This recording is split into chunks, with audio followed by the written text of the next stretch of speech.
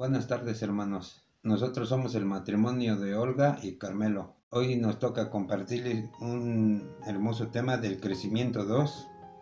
Pero antes de compartírselo, nos vamos a poner en presencia de nuestro Señor. Por la señal de la Santa Cruz de nuestros enemigos, líbranos, Señor Dios nuestro, en nombre del Padre, del Hijo y del Espíritu Santo.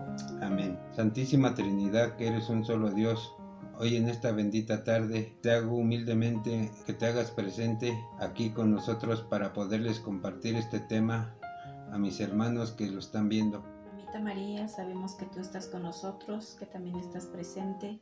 En estos momentos invocamos tu presencia para que sigas intercediendo ante Jesús por cada uno de nosotros, para que Él nos siga dando la sabiduría que necesitamos para poder compartir este tema.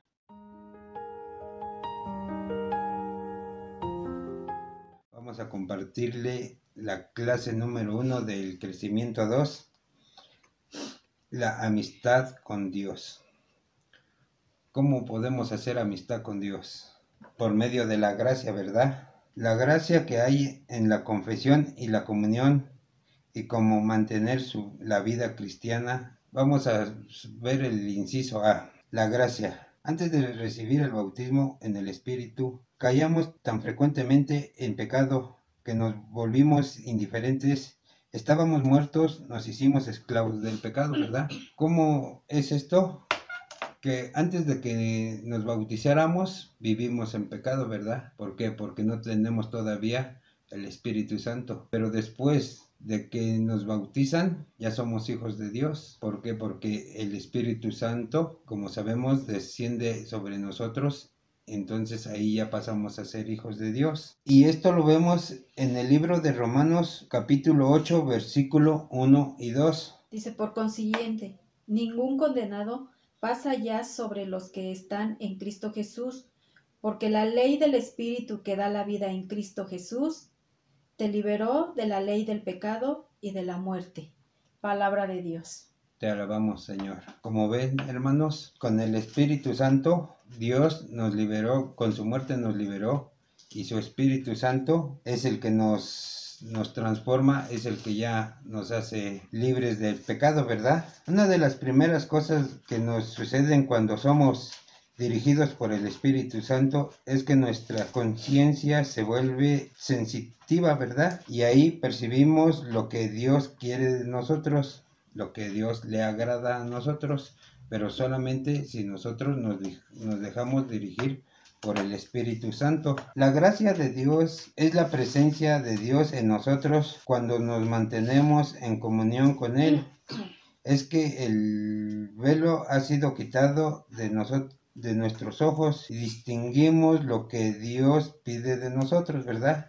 Por eso es lo que Dios nos dice, que cuando Él nos bautiza nos quita el pecado. Eso quiere decir que nos quita el velo de nuestros ojos. Entonces debemos de nosotros saber dirigir nuestro camino, pero por medio del Espíritu Santo. Ahora, hermanos, vamos a ver lo que son las desviaciones. Cuando somos dirigidos por el Espíritu Santo es cuando vamos por el mejor camino. Pero hay varias formas de desviarnos e equivocarnos en el camino, ¿verdad? Por ejemplo, eso lo vamos a ver en el libro de Santiago, capítulo 4, versículo 17. Dice, aquel pues que sabe hacer el bien y no lo hace, comete pecado. Palabra de Dios. Te alabamos, Señor. Como ven, como dice la palabra de Dios, aquel que quiere hacer el bien y no lo hace, comete pecado, ¿verdad? Muchas veces no queremos hacer algo que para nosotros en nuestra convicción de humanos queremos hacer algo, pero no es agradable a Dios. Entonces ahí estamos cometiendo pecado, ¿verdad? Otra forma de caer es cediendo a las tentaciones de Satanás, pone en el camino y de nuevo rompemos por nuestra voluntad el canal de la gracia de Dios. A veces cometemos pequeñas faltas que sin privarnos de la gracia nos permite que avancemos. Son como topes o baches en el camino de Dios y nos producen tibieza, cuyos síntomas son Por ejemplo, hay 5 incisos que son los que nos impiden, como topes, andar en la gracia de Dios, ¿verdad? Inciso A. Disminuir o evitar nuestros deberes como cristianos. Es lo que nos hace que uno de esos topes es disminuir o evitar nuestros deberes, ¿verdad? Como cristianos. ¿Qué es nuestros deberes? Pues lo que no queremos ir a misa o cualquier cosa, o ir a la confesión, o más que nada no queremos volvernos a Dios, ¿verdad? Inciso B, hacer de mala gana las cosas referente a Dios, ¿verdad? Pensar solo en nosotros mismos y en nuestra comunidad. Incisos D.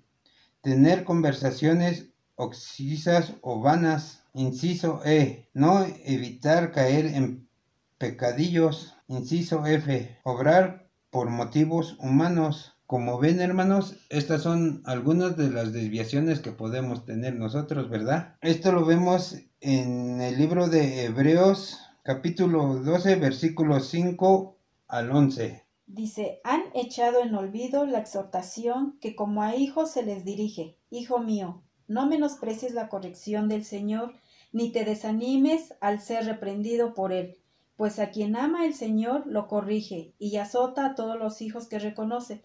Sufren para corrección suya, como a hijos los trata Dios. ¿Y qué hijo hay a quien su padre no corrige? Mas si quedan sin la corrección que a todos toca, señal de que son bastardos y no hijos. Además, teníamos a nuestros padres terrestres que nos corregían y les respetábamos. No nos someteremos mejor al Padre de los Espíritus para vivir. Eso que ellos nos corregían según sus luces y para poco tiempo, mas Él para provecho nuestro y para hacernos partícipes de su santidad. Cierto que ninguna corrección es a su tiempo agradable, sino penosa, pero luego produce fruto apacible de justicia a los ejercitados en ella.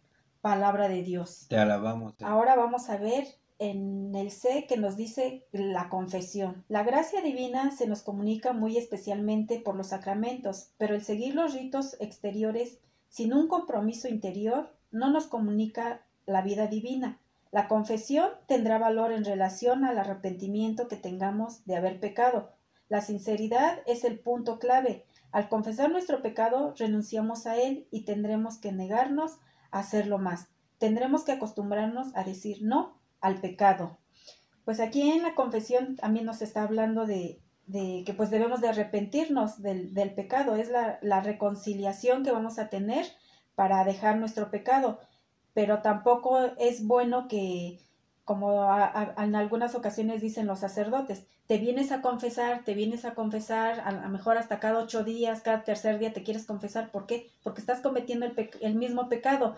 Entonces, ¿qué nos dice la confesión? La confesión es para ya no volver a pecar, porque de nada nos serviría estarnos confesando en cada momento, cada tercer día, cada 8 días, si volvemos al mismo pecado. La confesión es para renunciar a nuestro pecado. Dice, si te confiesas sinceramente tu debilidad, siempre y cuando quieras renunciar a seguir pecando, hay algunas faltas de las que además tendrás que retractarte con la persona dañada. La confesión es el medio de comprometerte ante Dios y ante el sacerdote, que es Cristo, a renunciar a tus pecados y a tratar de llevar una vida santa. Mientras mayor sea el tiempo que te mantengas limpio, tu vida estará más próxima a la perfección cristiana. Y sí, y después de ahí ya de tener esa reconciliación con Dios, de pedir perdón, de arrepentirnos y muchas veces de pedirle perdón a quien hemos ofendido, y como nos está dando en los ejemplos, de que en esa confesión pues nos dice que ya no debemos de mentir, ya no debemos de insultar, pero pues principalmente pues a nuestro prójimo, ¿no? Hay que empezar por nuestro prójimo y por nuestra familia, que muchas veces es contra quienes más pecamos. Pues ahora vamos a ver qué nos dice en el D, que es la comunión. Dice, la Eucaristía es la presencia sacramental de Cristo. Si la recibimos con fe por medio de ella, se profundiza y se lava nuestra vida. es el medio puesto por Dios para que tengamos un encuentro personal con Cristo. La comunión sin un compromiso interior no nos dará la vida de Cristo. Y es efectivamente, ¿no? Si no nos estamos arrepintiendo de corazón, no podemos comulgar. ¿Por qué? Porque si todavía seguimos arrastrando ese pecado y no tenemos ese arrepentimiento del que Dios nos está pidiendo, pues no podemos tener esa reconciliación con Dios. Piensa que al recibir al Señor, recibe su vida. Y ahora lo vemos en el libro de Primera de Corintios, capítulo 11, versículo 26-28. Y así como nos dice ahí que debemos de comer el pan, que es Cristo, ¿verdad? En la comunión. Y aquí nos dice comunión exterior. ¿Cuál es nuestra comunión exterior? El rito superficial, que es la frialdad, la aridez y que es la rutina. Pero también, como dice mi esposa, la comunión exterior la podemos confundir. O sea, por ejemplo, la comunión exterior es lo que hacemos por rutina. O sea, yo puedo llegar a misa a la hora de que están dando la comunión y ahí yo comulgo. Y no, o sea, eso es lo que no se debe de hacer. Esa es la comunión exterior, hacerlo nomás por rutina. Y la comunión interior es el compromiso activo, el fruto y gozos y la seguridad de vida que tenemos. Esa es la que a Dios le agrada, ¿verdad? ¿Por qué? Porque lo hace uno por amor. Es cuando uno siente que el Señor entra en nosotros, ¿verdad? Y esto también nos lo dice en el libro del Evangelio de San Juan, capítulo 6, versículo 35. Pues ahí nos les está diciendo muy claramente, ¿no? Que Él es el pan de vida y que efectivamente que todos los que comamos de ese pan, pues viviremos eternamente. Dice, el peligro de comulgar por rutina es que tiene por resultado una frialdad tal que parece que se toma pan y no el cuerpo de Cristo, ya que la actitud es la misma que cuando se toma un pan de cocina. Es lo que les venía yo diciendo de la comunión exterior. Es nomás por rutina y parece que estamos comiendo un pan de cocina, ¿verdad? Y así es, dice, solamente con una comunión activa podremos ser cristianos victoriosos. Y sí, si hacemos todo viene de la mano, la confesión con la comunión. Si hacemos esa confesión de arrepentimiento, arrepentirnos de corazón, para que pues ese pecado ya no nos siga arrastrando, ya de ahí viene la comunión, ese arrepentimiento y la comunión. Pues la comunión es estar en paz con Dios, recibir esa comunión, que muchas veces es la necesidad que tenemos cada uno de nosotros en nuestro corazón, el estar en paz, porque pues Dios nos invita a ese banquete, a su banquete que es la comunión. Y dice, cuando te acerques al altar a comulgar, piensa en Él, no te busques a ti mismo, entrégate a Él, ten comunión con Él, que tu cara y tu actitud demuestre la alegría de saber que Cristo está en ti. Y así es, que Cristo siempre viva en nuestro corazón, siempre viva en nosotros, porque muchas veces, como nos dice, lo hacemos por rutina, nada más por que me vean que voy a comulgar, aunque yo ya llegue a mitad de misa o ya en la comunión, pero yo me formo y ya voy a comulgar por rutina. Pero cuando lo hago de verdad, cuando yo tengo esa necesidad y ese gran arrepentimiento y ese acercamiento hacia Dios, pues ¿qué voy a hacer? Llegar antes a misa, prepararme para poder recibir la comunión y estar en el banquete del Señor. Ahora vamos a ver la conclusión de nuestra clase. La gracia es la vida de Dios en nosotros lo que permite que Dios nos guíe. La rebeldía es la desobediencia a su voluntad, desviándonos del camino. La confesión, la forma de aumentar la gracia, obtener el perdón y evitar el castigo. La comunión, Cristo en nosotros, medio de gracia, vida y fuerza espiritual. Como ven, hermanos, esto fue el tema que a nosotros nos tocó compartirlos. Pues vamos a cerrar nuestra oración dándole gracias a Dios con la oración que Cristo nos dejó. Padre nuestro que estás en el cielo, santificado sea tu nombre. Venga a nosotros tu reino, hágase tu voluntad en la tierra como en el cielo. Danos hoy nuestro pan de cada día. Perdona nuestras ofensas, como también nosotros perdonamos a los que nos ofenden. No nos dejes caer en la tentación y líbranos del mal. Amén. Del Padre, del Hijo, del Espíritu Santo. Amén.